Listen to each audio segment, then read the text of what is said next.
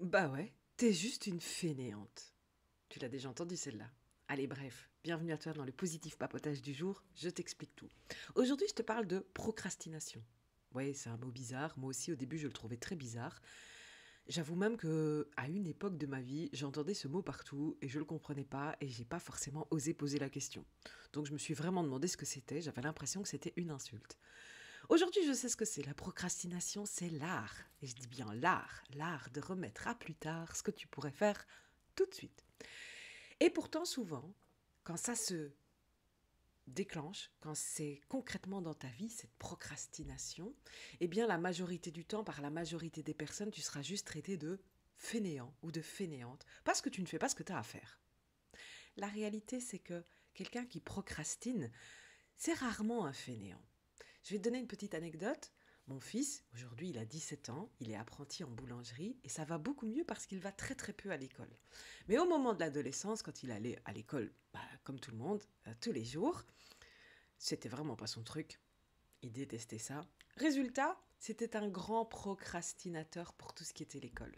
Mais pas du tout un fainéant, même si parfois certaines personnes pas très bienveillantes l'ont traité de fainéant, c'était loin d'être un fainéant. Il était tout le temps en train de faire quelque chose. Il est même d'ailleurs hyperactif. Alors imagine-toi, rien faire, c'est pas courant pour lui. Bref, par exemple, pour te donner du concret, à chaque fois que je lui disais Hugo, donc Hugo c'est mon fils, Hugo va étudier, il me répondait oui maman, pas de souci. Et puis je me retournais et il avait vidé complètement le lave-vaisselle. Alors le petit malin, évidemment, il me faisait oui mais maman regarde, je t'ai aidé, hein, j'ai vidé le lave-vaisselle. Hugo, va faire tes maths ou va lire ton livre. Et tout d'un coup, t'entendais l'aspirateur qui fonctionnait à l'étage. Quand t'arrives, tu dis mais Hugo, t'es pas en train de lire ton livre. Il te répondait oui mais maman, je range ma chambre parce que je sais bien que t'aimes bien quand je range ma chambre et qu'elle est propre. Et en plus, il avait toujours la bonne répartie pour donner la bonne excuse à ne pas faire ce qu'il avait à faire. Mais il faisait plein de choses. Bref, c'est ça la procrastination. Alors tu me diras, ok, maintenant on sait ce que c'est, on sait qu'on n'est pas fainéant, mais qu'est-ce qu'on en fait et c'est quoi les solutions? Eh bien, la solution, c'est déjà de prendre conscience. Pourquoi tu procrastines?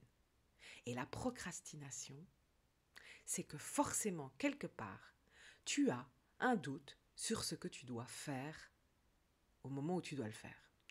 Et un doute, ça ne veut pas dire que c'est positif ou négatif. Ça ne veut pas dire que tu n'es pas à la bonne place. Ça ne veut pas dire que c'est pas ce que tu as à faire et qu'il faut tout changer et que ça y est.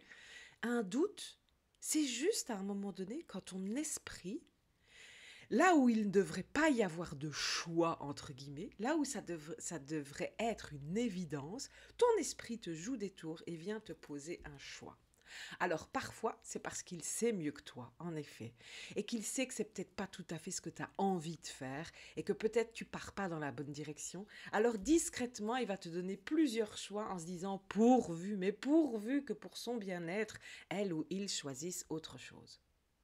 Là, c'est vrai, c'est probablement parce que tu n'es pas tout à fait aligné avec ce que tu es en train de mettre en place. Ou peut-être que tu veux aller trop vite et que tu as des étapes que tu n'as pas encore faites et ton cerveau, il te le signale à sa façon. À sa façon. Mais parfois, c'est juste parce que, bah voilà, t'es humain, t'es plutôt intelligent, et donc bah, ton cerveau, il a plein d'options à te proposer. Sauf que quand il te propose toutes ces options pensant bien faire, toi, ça te fout un peu le bordel dans ta tête et ça te fout le doute. C'est un peu le coup du trop de post-it, tu le post-it, et bien à un moment donné, trop de choix, tu le choix. Imagine-toi, c'est comme quand tu es dans un restaurant, si on te propose trois types de viande avec trois types de sauces et trois types d'accompagnement, c'est beaucoup plus facile de choisir que si tu as 12 viandes, 42 poissons, 54 volailles, avec chacun au moins 80 sauces possibles, tous les accompagnements du monde. Le gars du restaurant, je sais pas, il a fait son marché, il a acheté toutes les chopes parce que tu as tous les accompagnements, tous les légumes possibles.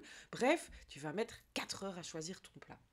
Tandis que si on te rétrécit ce choix, à un moment donné, tu vas avoir plus facile à choisir. Eh bien, dans ton cerveau, ça se passe de la même façon.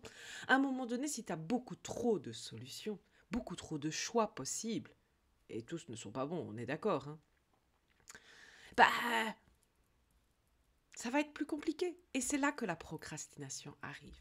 Alors comment faire? Parce que on ne maîtrise pas toujours son petit cerveau, même s'il est à nous. Oui, je sais, on devrait, mais non, c'est comme ça, on ne le maîtrise pas toujours bien. Bref, en attendant, il t'a proposé plein de choix et toi, ça te fait douter. Il t'a proposé plein d'éventualités et toi, ça te fait douter. Et puis en fait, le truc, c'est déjà de prendre conscience que c'est pour ça que tu ne fais pas les choses et non pas parce que tu n'en as pas spécialement envie ou non pas parce que tu es un fainéant. Ça, c'est la première chose. On déculpabilise. La culpabilité ici, elle n'a aucun sens. Et même si de temps en temps c'est un peu de fainéantise, la culpabilité, c'est pas ça qui va te remettre en route. Donc, on oublie cette culpabilité, elle ne sert à rien pour nous faire avancer. Par contre, la prise de conscience va te permettre le plus rapidement possible, et je dis bien le plus rapidement possible, d'aller faire le tri déjà entre ce qui est vrai pour toi, hein, dans ta réalité à toi, parce que bien sûr que ton cerveau, grâce à toi, évidemment, parce que tu lui as laissé de belles bases, est capable de t'inventer, de te faire des films sur des suppositions. Si jamais tu faisais une action, qu'est-ce qu'il se passerait? Et là, évidemment, on est capable d'être plus fort et plus impressionnant que Spielberg et George Lucas en même temps, soyons fous. Mais quand tu en prends conscience, ça va t'aider vraiment à commencer à repérer quels choix sont inutiles. Mais vraiment, ça ne sert à rien d'aller dans ce côté-là. Ensuite, selon les choix qu'il te reste, prends conscience aussi que tu es humain et que tu as le droit de peut-être être en train de te tromper dans ton chemin, dans ton objectif, en tout cas dans le choix de direction que tu prends. Ça déjà, autorise-toi à t'être trompé dans la direction. Ça va te permettre de faire le demi-tour et choisir un autre chemin le plus rapidement possible et perdre le moins de temps possible. Parce que se tromper, ça arrive à tout le monde. Par contre, se tromper longtemps, ça c'est compliqué. Donc, essaye de te tromper et de rectifier le tir le plus rapidement possible. C'est un peu ça la vie. C'est tout ça qu'on devrait t'apprendre dans les formations business, dans les formations d'école, dans les formations de vie.